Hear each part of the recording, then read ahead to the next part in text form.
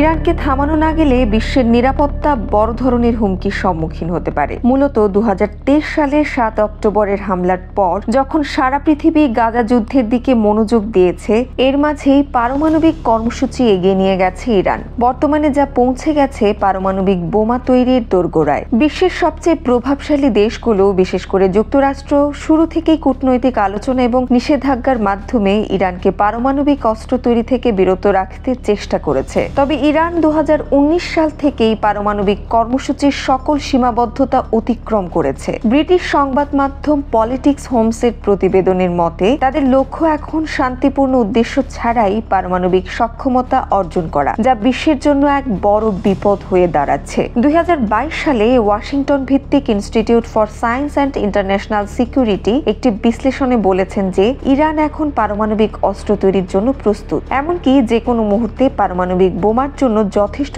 Uranium প্রস্তুত করতে সক্ষম। মাত্র এক সপ্তাহের মধ্যেই লোকচক্ষুর আড়ালেই ইরান পারমাণবিক বোমার জন্য প্রয়োজনীয় ইউরেনিয়াম প্রস্তুত করতে পারে, এবং যার ফলে পৃথিবী জানতেও পারবে না যতক্ষণ না তার প্রকৃত পরিণতি দেখা যাবে। এক সময় যখন ইরান তার পারমাণবিক পরিকল্পনা নিয়ে অস্বীকার করত, তখন কিছু ইরানি নেতারা খোলাখুলি এই উদ্দেশ্য নিয়ে কথা বলেছেন। তাদের মতে ইরান পারমাণবিক অস্ত্রের কল্যাণ করে মধ্যপ্রাচ্যে পুনরায় শক্তি বাড়ানোর চেষ্টা করছে এবং এভাবে আন্তর্জাতিক প্রভাব পুনরুদ্ধার করতে যাচ্ছে। পলিটিক্স হোমসের প্রতিবেদনের মতে, পারমাণবিক অস্ত্র ইরানকে আরও শক্তিশালী এবং বিপজ্জনক করে তুলবে, যা শুধু ইসরায়েল নয় বরং পুরো বিশ্বকেই বিপদের মুখে ফেলতে পারে।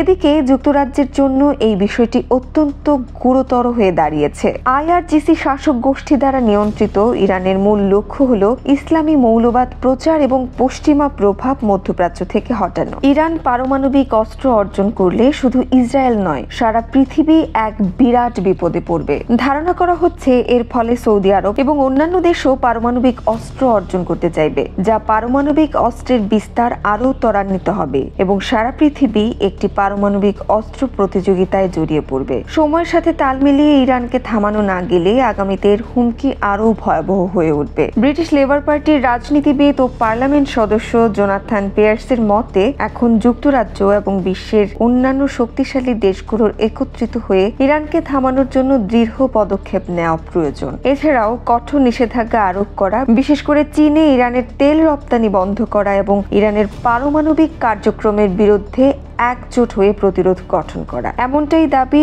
এই পার্লামেন্ট সদস্যের। পলিটিক্স হোমসের প্রতিবেদনে, যদি ইরান তার পরিকল্পনা থেকে সরে না আসে, তবে 2025 সালের অক্টোবরের মধ্যে জাতিসংঘের পারমাণবিক সম্পর্কিত নিষেধাজ্ঞা পুনরায় কার্যকর করার জন্য স্ন্যাপব্যাক মেকানিজম প্রয়োগ করা উচিত বলেও জানান তিনি।